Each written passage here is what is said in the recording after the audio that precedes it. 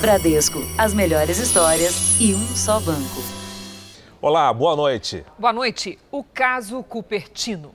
A repórter Thaís Furlan e o produtor Éder Fritz entraram na fazenda onde o assassino do ator Rafael Miguel ficou escondido até o fim do mês passado. A propriedade fica no Paraguai e é de um brasileiro. Agricultores que conviveram com Paulo Cupertino contaram detalhes da rotina na fazenda e como ele fazia para não ser reconhecido.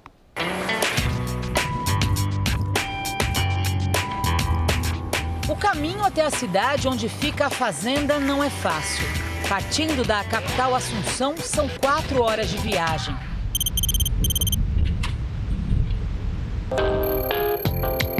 Pela rodovia Nacional 3, chegamos a Jataíti del Norte. O caminho aqui é bastante acidentado, a gente não consegue desenvolver uma velocidade maior do que essa.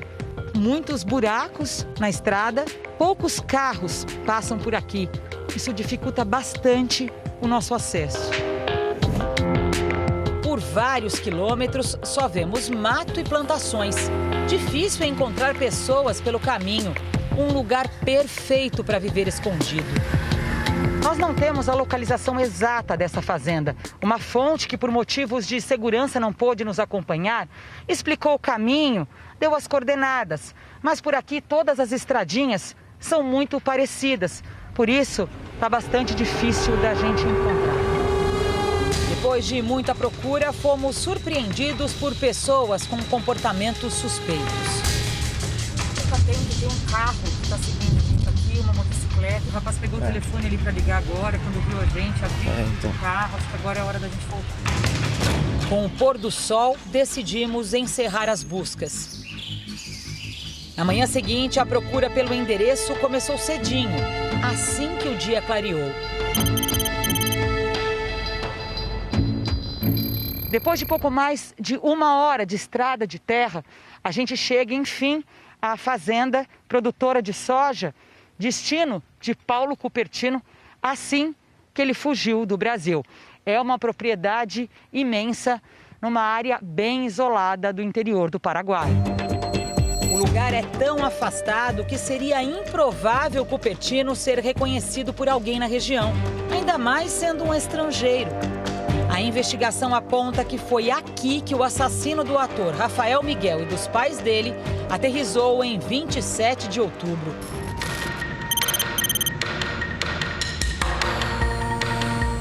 Ele teria decolado de um aeródromo a 320 quilômetros de distância em Eldorado, Mato Grosso do Sul. Quem pilotava o avião era Alfonso Helfenstein, amigo de Cupertino e dono do sítio, onde ele ficou escondido por 15 meses com a identidade falsa de Manuel Machado da Silva. A revelação foi exibida em primeira mão pelo Jornal da Record. Cupertino ficou aqui durante 22 dias. Ele chegou a trabalhar no cultivo da soja e do milho.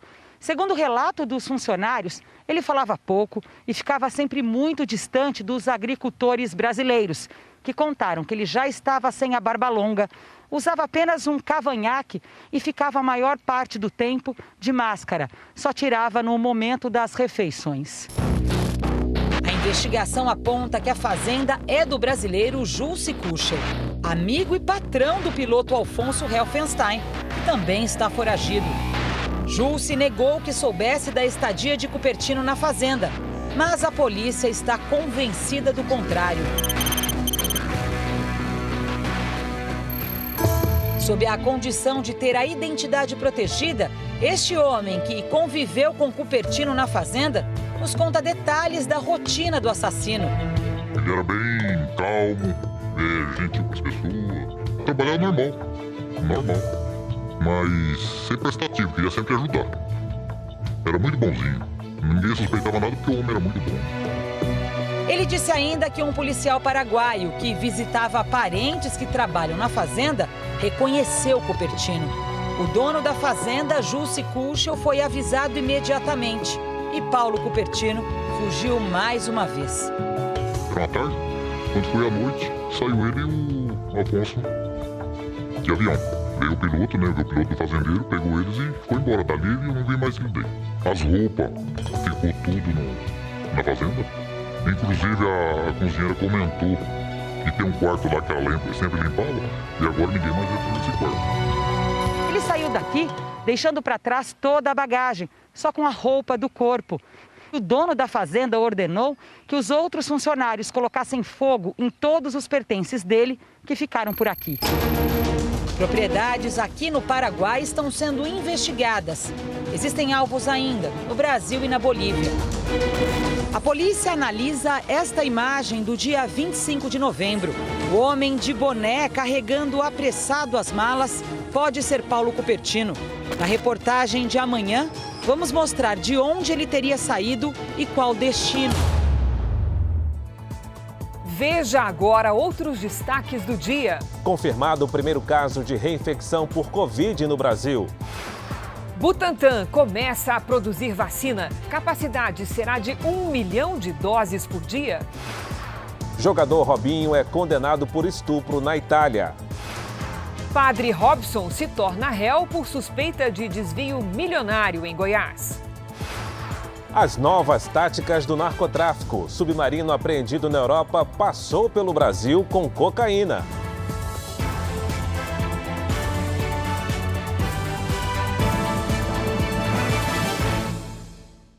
Oferecimento Bradesco, as melhores histórias e um só banco.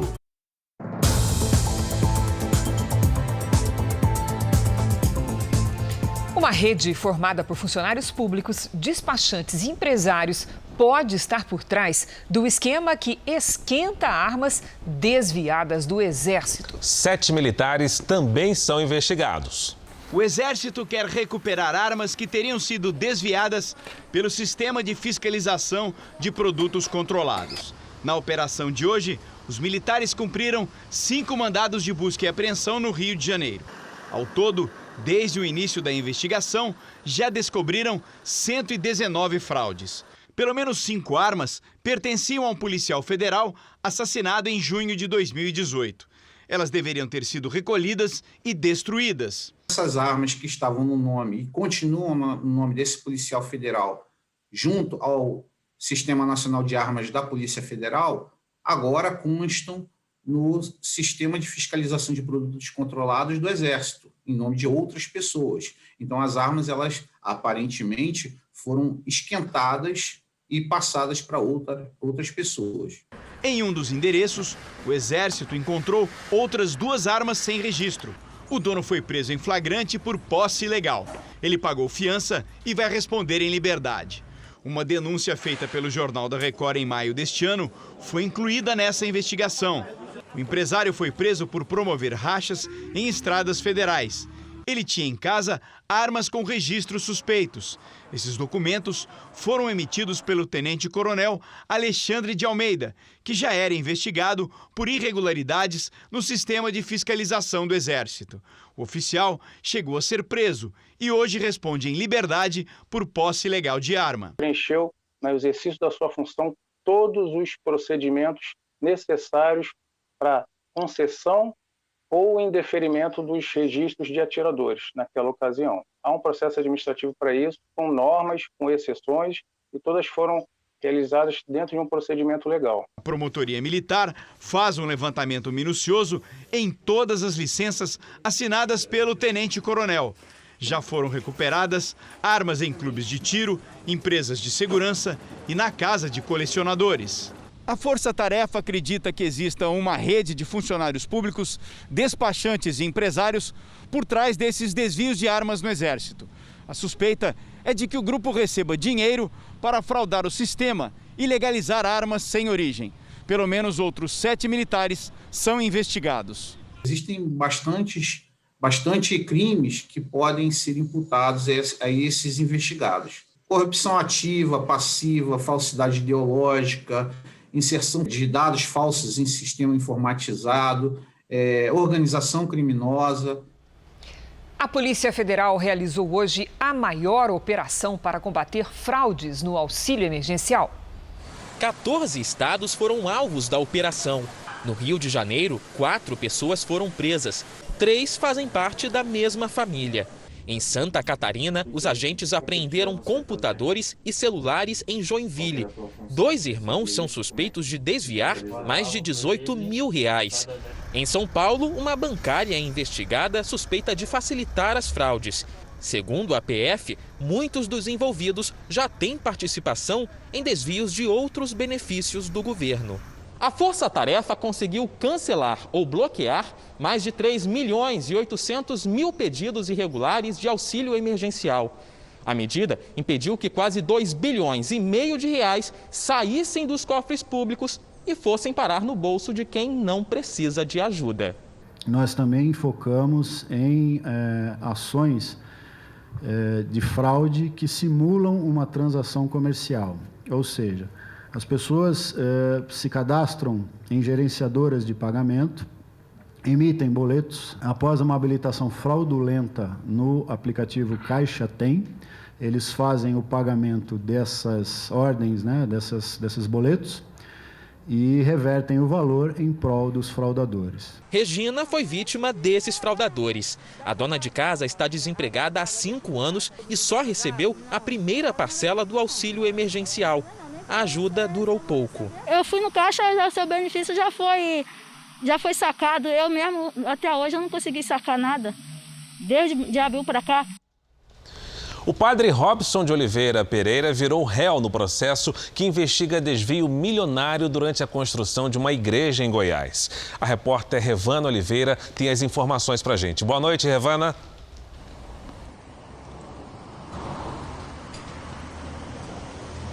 Boa noite. A Justiça aceitou os argumentos do Ministério Público de que Padre Robson chefiava uma suposta organização criminosa. Organização esta que arrecadava dinheiro dos fiéis e desviava parte dos valores para negócios particulares, beneficiando amigos e parentes. O esquema vinha sendo investigado desde 2018. Além do Padre Robson, outras 17 pessoas também foram denunciadas pelos crimes de organização criminosa, apropriação indébita, falsidade ideológica e lavagem de dinheiro. O Ministério Público aponta desvio de pelo menos 11 milhões de reais. Segundo o advogado de defesa de Padre Robson, essas acusações, a aceitação da denúncia não se justifica. Cris Fara. Obrigado, Revana. As fortes chuvas dessa época do ano costumam cobrar um preço alto em vidas humanas. No Rio de Janeiro, um bebê morreu após um deslizamento.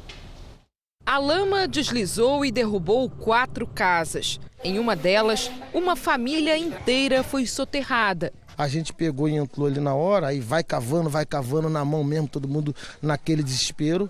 Foi aonde que a gente conseguiu salvar as 3 vidas, mas infelizmente a do pequenininho, ele só ficou com a perna pro lado de fora e a gente tentando salvar, mas não tinha como. Enzo Gabriel, de apenas 1 ano e 7 meses, morreu no local. Ele estava dormindo, a gente acabou de dormir. Aí todo mundo ligando pro bombeiro, até que o bombeiro não demorou não, veio rapidinho. Levou 3 horas para tirar o corpinho dele. A gente está agora exatamente em cima do que sobrou de uma dessas casas. São muitos escombros, misturado com lama, com terra. Segundo os moradores, aqui embaixo ficava o quarto dessa criança e aqui mais à frente um pouco ficava um outro quarto. Pouca coisa da casa a gente consegue observar em meio aos escombros. O desmoronamento no Morro do Feijão, em São Gonçalo, região metropolitana do Rio de Janeiro, ocorreu depois que uma forte chuva atingiu a região. 9 casas seguem interditadas pela Defesa Civil. Vamos acompanhar agora os números de hoje da pandemia. Segundo o Ministério da Saúde, o país tem 6.781.000 casos de Covid-19. São mais de 179 mil mortos. Foram 770 registros de mortes nas últimas 24 horas. Também entre ontem e hoje, 30 mil pessoas se recuperaram. No total, já são 5.931.000 pacientes curados e 670 mil seguem em acompanhamento. O Brasil teve hoje o primeiro caso confirmado de segunda infecção pelo coronavírus. A paciente é uma médica que trabalha no combate à Covid-19 no Nordeste. A mulher foi diagnosticada com o coronavírus 2 vezes em um intervalo maior que 3 meses. Este processo, ele obedeceu a protocolos estabelecidos pela Organização Mundial de Saúde e pelo Ministério da Saúde. As amostras clínicas da paciente, ela apresentou os resultados condizentes com um caso de reinfecção. A médica de 37 anos fez o exame 3 vezes. O primeiro foi no mês de junho e apontou que ela estava infectada. O segundo foi no mês de setembro, deu negativo. Em outubro, veio um novo diagnóstico para a Covid-19. As amostras foram encaminhadas para o laboratório da Fiocruz, no Rio de Janeiro. Já recebemos vários casos suspeitos, já descartamos. E no nosso laboratório nós temos alguns casos que estão sendo analisados no momento. Para ser considerado reinfecção, precisa haver a comparação por sequenciamento genético dos 2 vírus. Há pelo menos 6 variações do coronavírus circulando pelo país. De maneira geral, a reinfecção é um evento raríssimo em todo o planeta. Todo mundo, há menos de 50 casos confirmados, oficialmente passa um pouquinho, chega próximo dos 30, ainda que tenha outros em investigação. A médica trabalha no atendimento à saúde do Rio Grande do Norte e da Paraíba. Nas 2 vezes, ela apresentou sintomas leves. E a Agência de Saúde dos Estados Unidos aprovou agora há pouco o uso emergencial da vacina da Pfizer contra a Covid-19. Com isso, as doses começarão a ser distribuídas para todo o país em 24 horas. A expectativa é que a vacinação comece ainda nessa semana. Um estudo preliminar do órgão semelhante à Anvisa no Brasil já havia confirmado na terça-feira que a vacina é segura e atende ao padrão ouro de qualidade. O plano do governo americano agora é imunizar 2.900.000 pessoas, com a primeira dose ainda essa semana e a segunda em 21 dias. O Centro de Doenças Infecciosas recomendou que os primeiros da fila sejam profissionais da saúde e moradores de lares de idosos. Mas a decisão final ficará a critério dos estados. As 2 principais empresas de correio do país participarão de uma força-tarefa para ajudar na distribuição. A expectativa é que em até 48 horas, 636 centros de vacinação em todo o país tenham recebido as doses devidas. Como a vacina da Pfizer precisa de refrigeração a menos 70 graus Celsius, cerca de 300 freezers de ultracongelamento já foram providenciados. Ontem, os Estados Unidos bateram um novo recorde de mortes por Covid-19. Foram mais de 3.000 num único dia. Desde o início da pandemia, mais de 290.000 pessoas perderam a vida no país, o mais afetado pelo coronavírus. Veja daqui a pouco. Instituto Butantan começa a produzir vacina. Serão 1 milhão de doses por dia. Na série especial Combate ao Narcotráfico nos Portos, criminosos escondem cocaína até no casco dos navios.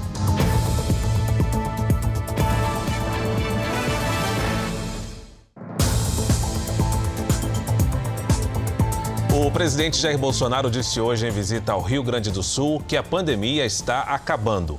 O presidente desembarcou pela manhã em Porto Alegre. Ao lado de ministros e do governador Eduardo Leite, Bolsonaro inaugurou o eixo principal da Ponte do Guaíba, com investimentos de cerca de 760 milhões de reais.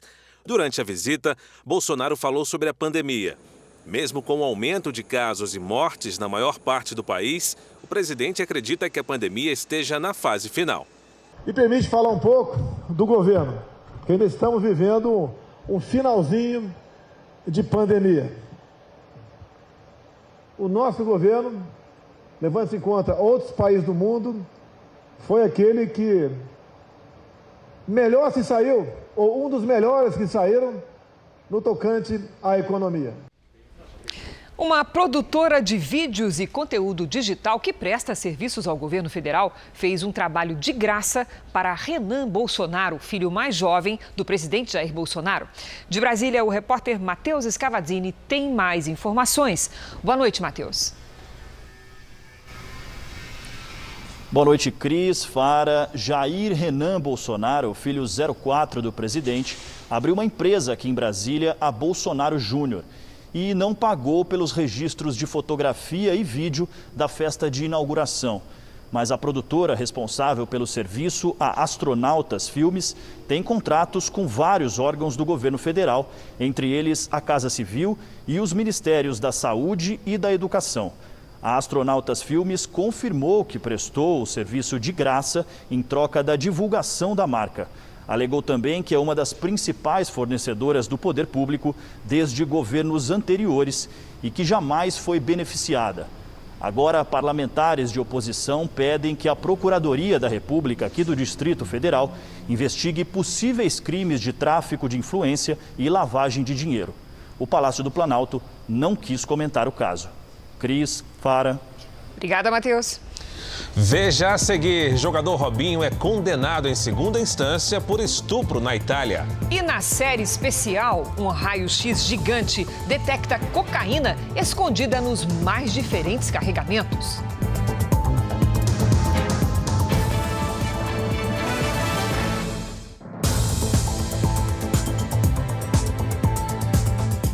O atacante Robinho foi condenado na Itália por estupro, agora também na segunda instância. A pena de 9 anos de prisão foi mantida. A defesa do jogador pode recorrer da decisão. Robinho voltou a estampar os jornais italianos e, mais uma vez, fora das páginas esportivas. Foi a notícia da condenação pela Corte de Milão em segunda instância que ganhou a primeira página. O tribunal reafirmou a pena de 9 anos de prisão.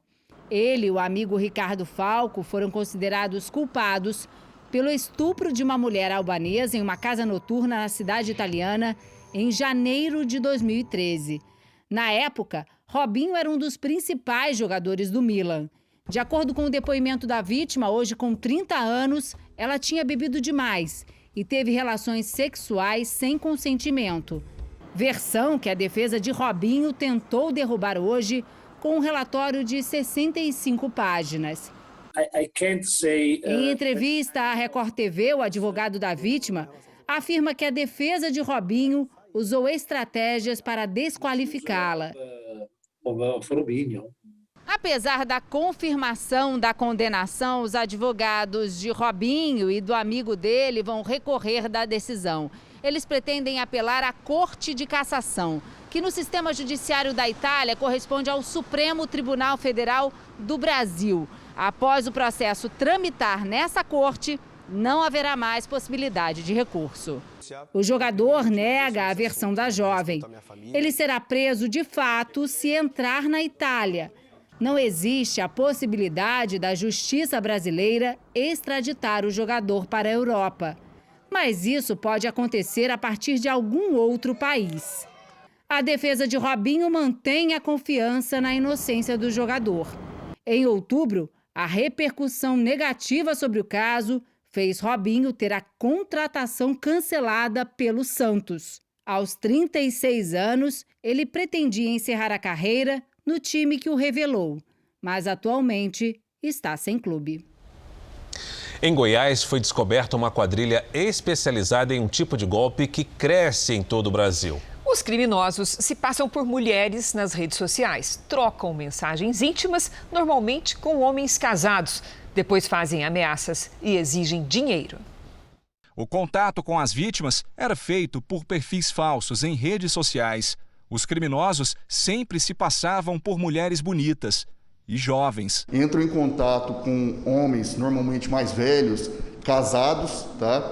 E ali começam uma conversa de teor sexual e pedem e mandam fotos de teor sexual ali, os famosos nudes. Do outro lado do perfil falso estava uma quadrilha especializada nesse tipo de golpe. O mesmo criminoso que fingia ser a jovem mulher também se passava por parentes dela. E era aí que a tentativa de extorquir a vítima começava. Nesta mensagem, o criminoso fingia ser um tio da jovem. Mesmo depois de fazer o pagamento da quantia, a chantagem continua. Dessa vez, por um falso policial civil. Eles forjavam até um mandado de prisão para amedrontar. Desde ontem eu estou trabalhando no seu caso e eu estou em diligência agora, você entendeu? Se você não me explicar isso aqui, tá só eu e o escrivão da Polícia Civil sabendo por enquanto. Então eu vou colocar esse mandato na mesa do delegado. Foram identificadas vítimas de todo o Brasil. Cada uma pagava de 5 a 10 mil reais para não ter a imagem exposta. A polícia conseguiu prender 6 pessoas da quadrilha. Jonas Gomes, de 26 anos, é apontado como líder do esquema, que contava também com a participação de 3 mulheres. Quando precisa de alguma voz feminina, de ter que mandar um áudio como se fosse a menor, aí as mulheres entram nessa atividade. Então as mulheres e os outros membros são esses agenciadores que conseguem as contas para receber os valores aí da extorsão. Uma estilista foi morta a tiros em Salvador por um ex-namorado. Depois do crime, o homem se matou. A vítima havia decidido romper o namoro ao descobrir o passado violento dele contra as mulheres. Foram apenas 38 dias de relacionamento. Tatiana de Souza Fonseca era estilista. João Miguel Pereira Martins trabalhava com eventos e era conhecido como DJ Frajola.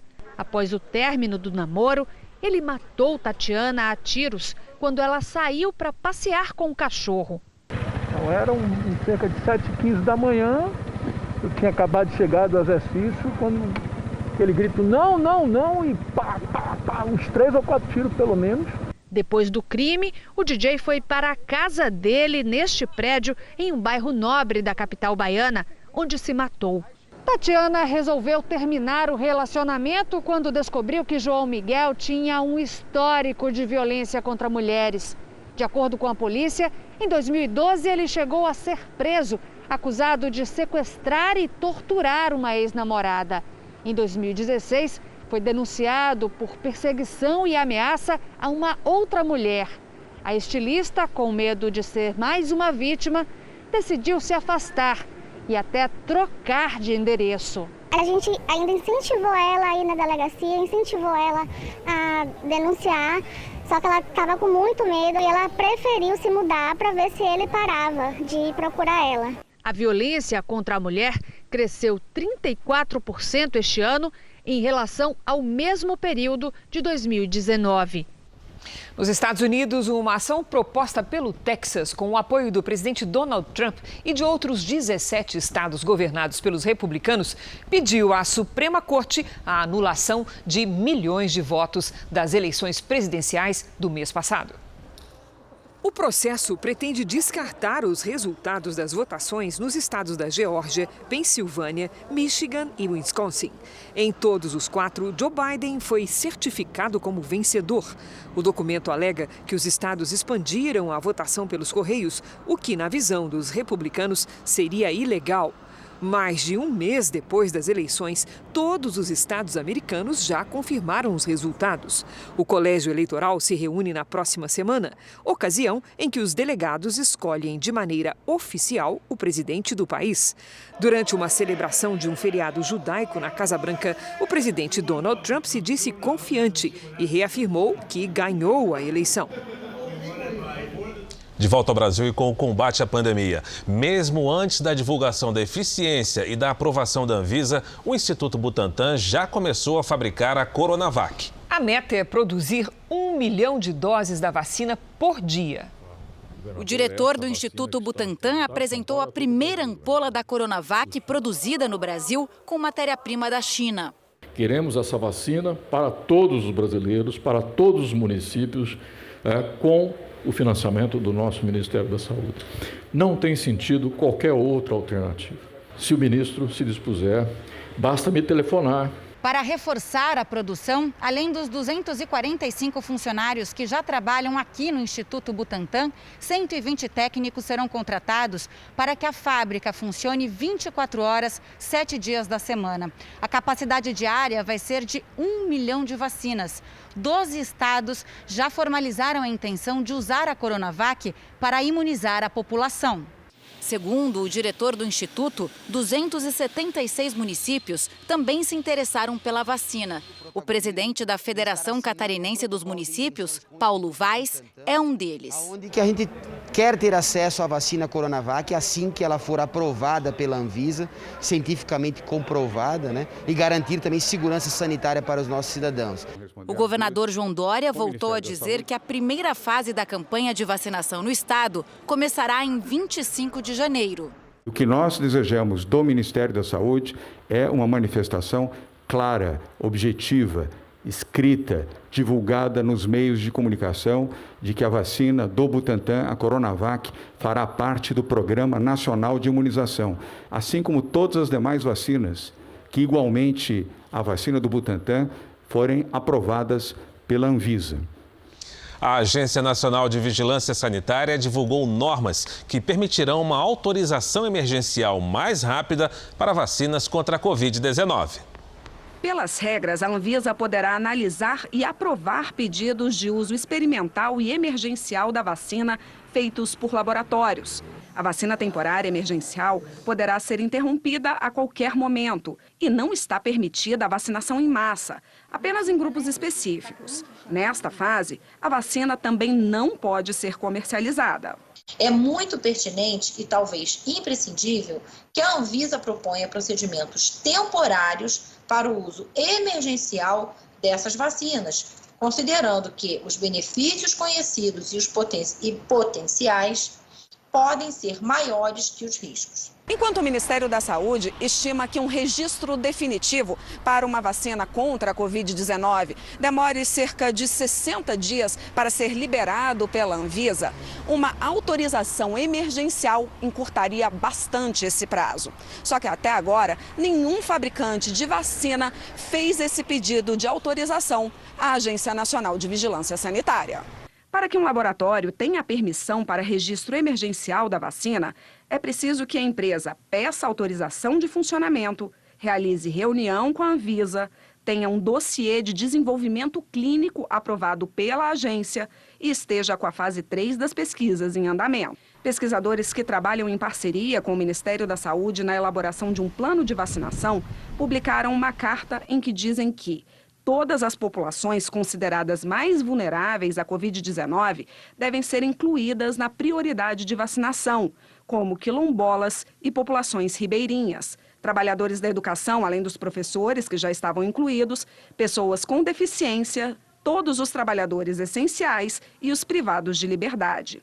Os presos haviam sido retirados da última versão do plano, divulgada ontem pelo Ministério da Saúde. 6 regiões de Minas regrediram para a fase vermelha das medidas de contenção da pandemia. Na última semana, o número de pacientes com Covid cresceu 40%. Ruas cheias, muita gente sem máscara. Com essa combinação, aglomeração e displicência, o vírus que parecia se despedir se espalhou ainda mais. A história de Nayara é a da maioria dos pacientes. Isolada por 8 meses, ela voltou a sair com a flexibilização e acabou infectada. Me arrependo, ainda mais por ter ficado tanto tempo e quando resolve sair um pouquinho, né, como se tivesse jogado tudo por água abaixo. Nos últimos 7 dias, o número de casos aumentou 40% em Minas Gerais e levou ao recuo de 6 regiões para a fase vermelha, a mais restritiva. Só os serviços essenciais podem funcionar, como padarias, supermercados e farmácias. Noroeste, Centro, Centro-Sul, Oeste e Sul do estado estão no nível amarelo e apenas a região Norte e parte do Triângulo estão na zona verde. O crescimento de casos de Covid-19 coincide com o Natal. Como a tendência é que a ocupação dos leitos de UTIs e de enfermarias nos hospitais públicos e particulares acompanhe a alta de infectados, a orientação é para que as famílias se preservem e tentem pelo menos restringir o número de pessoas nas festas de fim de ano. Nós sabemos que essas reuniões, depois de algumas horas, quando uma está contaminada, ao final, metade das pessoas saem dali já também infectadas. Vamos agora com a opinião do jornalista Augusto Nunes. Boa noite, Augusto. Boa noite, Cris. Boa noite, Fara. Boa noite a você que nos acompanha. Ainda no começo do jogo em Paris, contra o PSG de Neymar, um atleta do Istambul ouviu uma ofensa racista de um dos árbitros. Os integrantes dos 2 times, negros e brancos, comunicaram que abandonariam o campo se o agressor não fosse expulso. E foi o que fizeram. A partida interrompida só recomeçou no dia seguinte com outros árbitros. Simples assim. Não foram convocadas manifestações de rua, nem foi preciso criar um movimento para tratar exclusivamente do racismo no esporte. Mas nenhum juiz de futebol reprisará esse tipo de insulto. Pena que o estádio estivesse semideserto em consequência das restrições impostas pelo combate à pandemia de Covid-19. Se o espetáculo esportivo fosse interrompido por berros racistas vindos das arquibancadas, o episódio teria sido ainda mais pedagógico. De qualquer forma, os torcedores mais agressivos já sabem o que acontecerá se repetirem o erro do árbitro da Liga dos Campeões. A pacífica solidariedade de dois times adversários mostrou-se muito mais eficaz que a violência dos atos de protesto convocados por organizações antirracistas. O bloco de partidos liderado por Rodrigo Maia ainda não definiu um candidato à eleição da nova presidência da Câmara, marcada para fevereiro do ano que vem. O grupo de apoio ao presidente da Câmara, Rodrigo Maia, anunciou a criação de um bloco com 157 deputados, formado pelos partidos DEM, PSL, MDB, PSDB, Cidadania e PV, para a disputa à presidência da Câmara.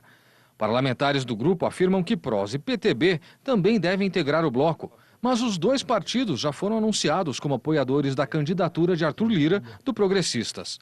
Em meio à demora para a escolha de um nome, Maia perdeu o apoio do Republicanos, que tem Marcos Pereira, atual vice-presidente da Câmara, como possível candidato de uma terceira via, que poderá fazer frente aos blocos de Maia e Lira, candidato do presidente Jair Bolsonaro. Maia sonhava com um candidato que recebesse apoio do Republicanos e dos partidos de oposição. Nas contas dele, se todas essas legendas estivessem unidas, o bloco poderia chegar a aproximadamente 300 dos 513 deputados para enfrentar Lira e o Centrão. Mas além da demora para a escolha de um sucessor, o presidente da Câmara também deverá lidar com divergências dentro de legendas como PT, PSB e PDT, considerados fiéis da balança para garantir a presidência da casa. Cobrado por aliados, Maia promete anunciar em breve seu candidato. Está conversando com os partidos de esquerda, conversando com os deputados individualmente. Agora a gente precisa fechar o nome do candidato, né? Os partidos precisam fechar isso para que fique mais fácil essa articulação, né?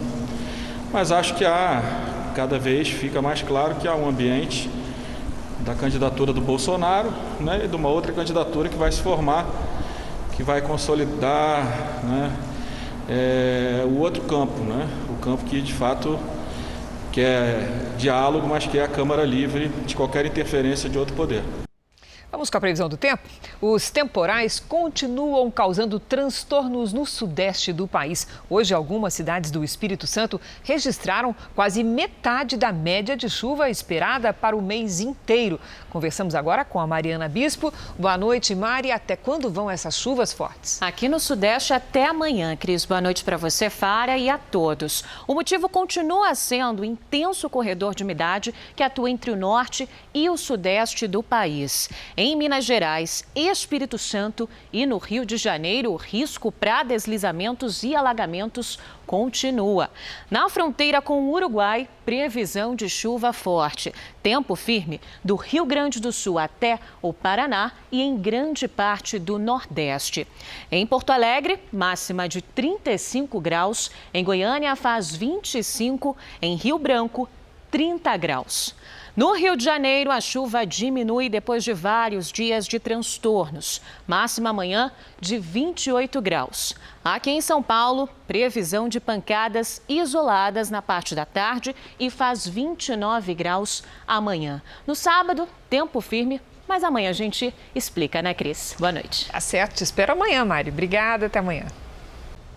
O governo pode recorrer ao Supremo Tribunal Federal para tentar manter o veto da desoneração da folha de pagamento. A desoneração de 17 setores estratégicos da economia gera mais de 6 milhões de empregos e foi prorrogada até dezembro de 2021 por decisão do Congresso.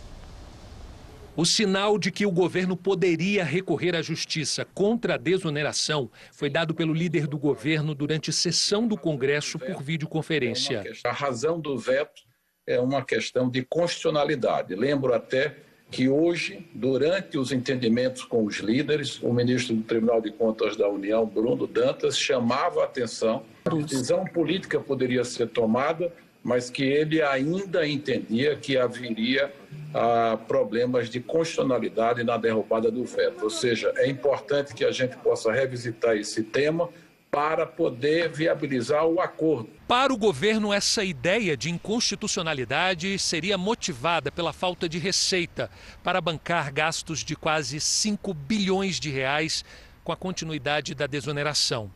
Para lideranças no Congresso, o Legislativo tem que resolver esse impasse durante a votação da PEC emergencial, para incluir essa receita extra. Caso contrário, o assunto vai ser levado ao Supremo Tribunal Federal. O veto que tratava da desoneração da folha de pagamento para 17 setores da economia, que empregam mais de 6 milhões de pessoas, chegou ao Congresso e foi bastante discutido entre os parlamentares. Este jurista explica que não há nenhuma inconstitucionalidade na derrubada do veto. Se o Supremo for acionado, espero que não, né? Mas se ele for acionado, eu acho que ele vai confirmar isso. O Supremo tem sempre cuidadoso, né? Quando envolve atos de outros poderes, né? 6 milhões e meio de empregos, né? Quer dizer, se colocar esses empregos em risco agora e no momento de retomada, eu acho que seria muito problemático. O presidente da Associação Brasileira da Indústria Têxtil está preocupado com uma possível judicialização do caso. Será extremamente negativo. Negativa porque vai aumentar os custos das empresas no momento em que elas estão ainda procurando sair do pior da crise. Negativa porque vai contra uma decisão do Congresso Nacional que derrubou o veto presidencial e vai contra a própria definição do governo federal que quer reduzir o custo da empregabilidade. O presidente da Associação Brasileira da Indústria dos Fabricantes de Máquina e Equipamentos explica que o setor emprega mais de 350 mil pessoas diretamente e sustenta indiretamente 1 milhão de postos de trabalho. O faturamento está aumentando e o setor passou a contratar.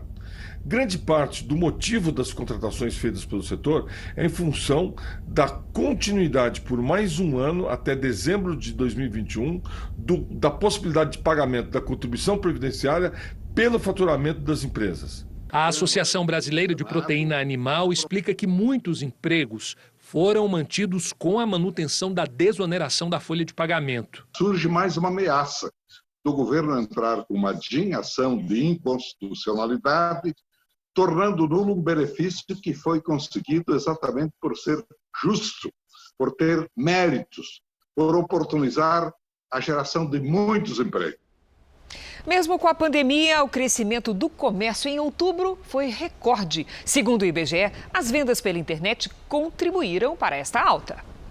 Foi assim, vendendo pela internet, que esta rede de floriculturas fez o faturamento mais do que dobrar em plena pandemia. O que nós estamos projetando para final de 2023, 2024, está acontecendo em 2020. Nós estamos vendendo 5 vezes mais, de março para cá. De acordo com a Associação Brasileira de Comércio Eletrônico, o e-commerce já é responsável por mais de 10% do faturamento varejista no Brasil. É claro que nem tudo são flores. No início da pandemia, somando todas as formas de comércio, as vendas despencaram no país. Mas agora, o varejo começa a dar sinais de recuperação. Pelo 6º mês consecutivo, o comércio registrou aumento nas vendas, segundo o IBGE. O faturamento de outubro foi 0,9% maior do que em setembro. Em relação ao mesmo período do ano passado, o crescimento foi de 8,3%, a maior taxa para o mês desde 2012. O resultado também ficou 8% acima do de fevereiro, no período pré-pandemia. A receita nominal ela teve um incremento de 2%, o que nos dá aí alguns indícios também de que ainda está acontecendo uma recomposição de preços. Em tempos incertos, adaptação é a palavra, seja para empresas ou trabalhadores. Rodrigo é um dos 40 novos contratados da floricultura. Teve de aprender a fazer todo o serviço online. Nós alimentamos o parceiro com esse pedido que o cliente comprou. O parceiro responde pela gente que recebeu, aprova o pedido e via internet a gente envia novamente. A dica para o pequeno varejista é inserir sua loja numa plataforma de vendas pela internet, geralmente gerenciada por uma grande empresa. Esse consumidor também utiliza a internet para buscar produtos, para comparar preço, para analisar as diversas opções no momento de compra. Com a segunda onda do coronavírus batendo a nossa porta, fica a lição do início da pandemia. Quem não está na internet está em desvantagem. O banqueiro Joseph Safra, conhecido também pelas ações de filantropia, morreu hoje em São Paulo aos 82 anos de causas naturais. Joseph Safra nasceu no Líbano, em uma família judaica. Chegou ao Brasil ainda jovem, na década de 60. A partir do banco, fundado pelo pai, construiu um império financeiro.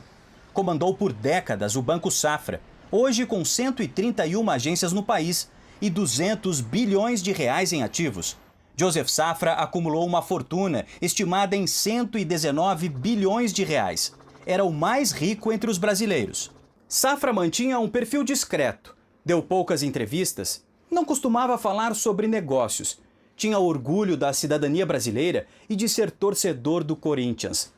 Era um amante das artes, um incentivador da educação e, acima de tudo, era generoso. Os hospitais, museus e as entidades israelitas de todo o país estão entre alguns dos beneficiados pela ação filantrópica de Joseph Safra. Grande homem, judeu, brasileiro, libanês, que foi um dos mais grandes banqueiros do mundo. Ele está conhecido como um homem muito humilde. Ele não gostava dessa maneira do bilionário, sabe? Esse lucro, tudo isso muito. Investi muito tempo a sua família, a seus amigos. Em nota, o Grupo Record prestou solidariedade à família Safra e destacou a dedicação às causas sociais, o que fez dele um homem dedicado à filantropia e que sempre esteve à frente do seu tempo. O enterro foi uma cerimônia restrita à família e amigos próximos. Joseph Safra era casado e deixa 4 filhos e 14 netos. E agora a nossa série especial. O Brasil já é considerado um dos principais entrepostos de exportação de cocaína no mundo. Tudo porque os negociadores internacionais usam a costa brasileira para alcançar a Europa. Você vai saber agora como as autoridades brasileiras combatem o envio de cocaína em contêineres de navios e as táticas dos criminosos que já despacharam do Amapá o primeiro submarino transatlântico para a Espanha.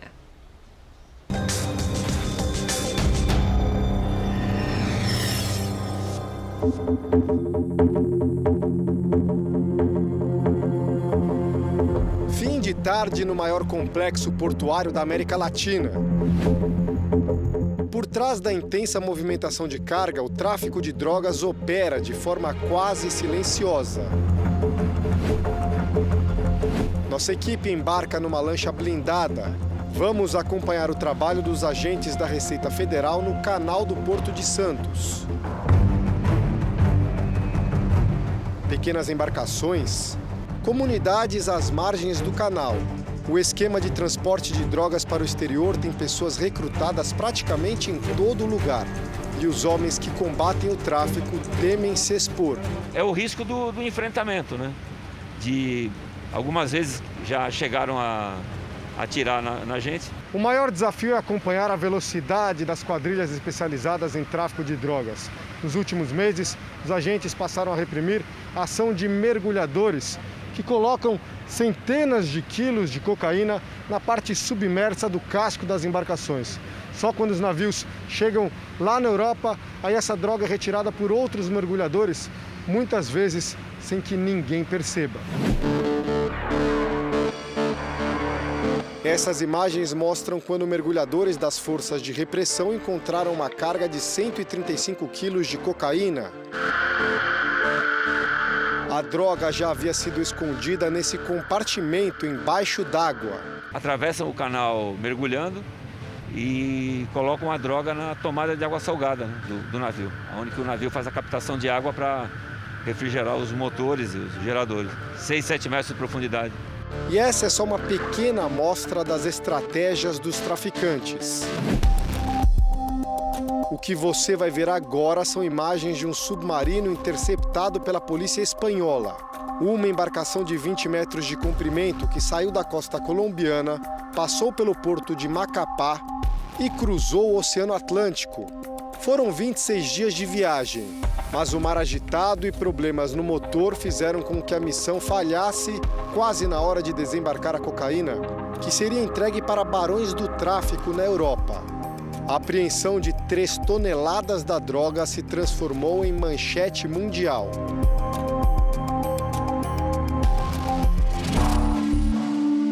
De volta ao Porto de Santos. O combate ao tráfico exige um trabalho de inteligência. Tudo o que acontece no Porto de Santos é monitorado eletronicamente. Isso aqui é a Central de Operações e Vigilância da Alfândega. São mais de 2.500 câmeras espalhadas. Os agentes da Receita têm acesso às imagens em tempo real. Quando há alguma suspeita, eles podem, por exemplo, aproximar o vídeo. E como todo esse material fica arquivado por até 3 meses, depois de uma apreensão, eles podem voltar às imagens para tentar entender como a droga foi inserida na carga. Garantir a segurança das operações e também a agilidade das operações de comércio exterior. E para você ter segurança e agilidade é um desafio muito grande. Para isso tem que investir em gerenciamento de risco, tem que investir em ferramentas, em automatização para dar conta de todas as operações. A missão de hoje dos agentes da Receita Federal aqui no terminal de cargas do Porto de Santos é vistoriar 3 containers suspeitos, um com amianto, um com café e um com produto químico. Eles acreditam que aqui dentro pode haver cocaína escondida que seria mandada para a Europa. Isso porque os containers passaram por scanners e as imagens apontaram divergências. E agora a gente vai acompanhar passo a passo o trabalho dos agentes. Cães farejadores entram em ação. O trabalho é minucioso. Os agentes analisam imagens que foram enviadas por esse enorme scanner. Todo caminhão que entra no porto passa pela máquina. Encontrar a droga depende de tentativa e erro, ou acerto.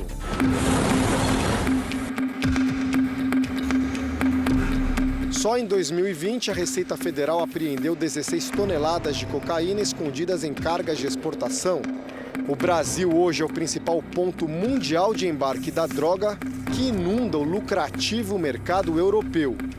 E muitas vezes, quando a droga não é encontrada na saída, é apreendida já no destino.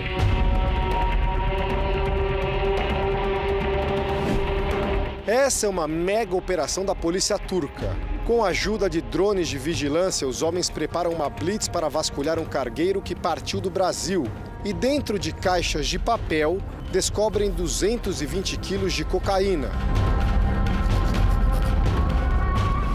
Em algum ponto da fragilidade da logística dessa operação, pode ser durante o trânsito do exportador até o terminal de embarque, dentro do terminal, se tiverem acesso, ou até mesmo a bordo, um container já a bordo do navio, essa droga pode ser introduzida no container. Você abrir o container, colocar a droga lá dentro e aí o outro braço da quadrilha vai abrir no porto de destino esse container e vai retirar a droga. Isso sem o conhecimento de quem está exportando aquela carga que está contida naquele container e quem está importando do outro lado. Mas o esforço de repressão, na prática, é apenas um leve golpe nas organizações de tráfico internacional.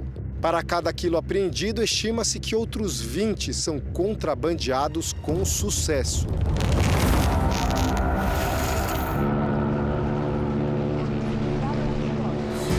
O Jornal da Record termina aqui. A edição de hoje na íntegra e também a nossa versão em podcast estão no Play Plus e em todas as nossas plataformas digitais. E à 00:30 tem mais Jornal da Record. Você fica agora com a novela Amor Sem Igual.